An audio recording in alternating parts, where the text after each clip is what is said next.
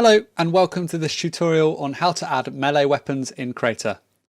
I'm going to show you how to add an axe melee weapon, and then I'm going to show you how to add your own custom type of melee weapon. Adding a melee weapon requires you to already have the inventory system set up. If you're not sure how to do that, or you want a refresher, check out the previous video to this one where I talk about how to add guns to a game that doesn't have guns. Once you have the inventory system set up, you should be able to see it when you start your game. You should see at the bottom of the screen this inventory setup here. In order to get an axe in the game, I'm going to go to the community and I'm going to make sure that Crayta packages is selected, and I'm going to type in axe. This is the Crayta package that we use for all melee weapons. It's a Crayta package, so it's the official package made by the devs at Crayta. I'm just going to click install, and then if I go in my library and look in the template section, I should find that I've got an axe template. Before I add the axe to the game, I'm just going to make some adjustments to the template. So I'm going to right click and click edit.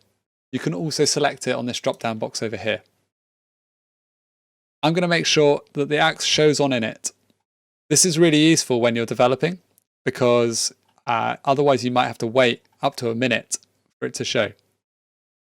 So it says show on init, and the spawn time is 10 seconds, which is the same as the other weapons in the game.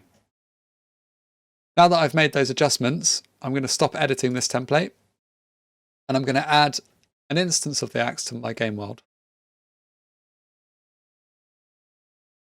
Because I've already got the inventory system set up, there isn't anything else I need to do, so I'm just going to test the game.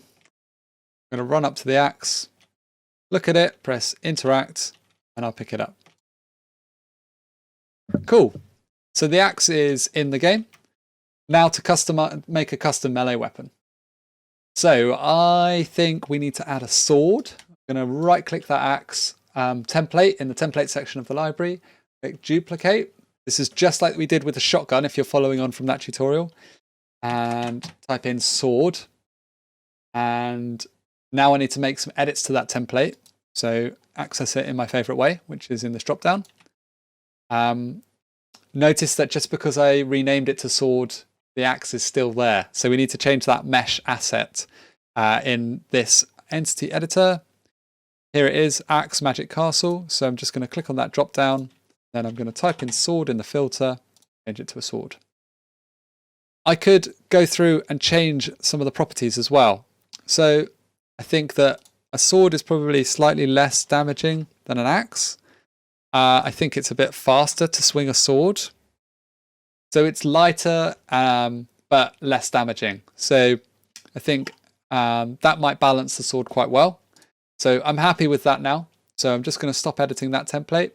And now I'm going to add the sword to the board. Add the sword to the board. And test the game. And let's go and pick up that sword.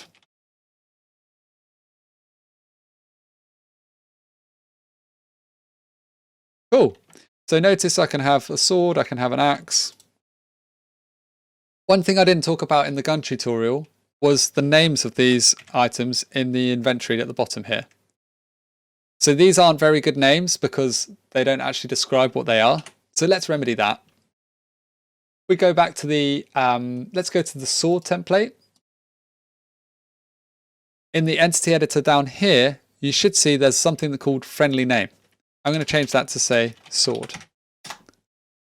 Now if I run the game, pick up the sword, you'll notice it says sword.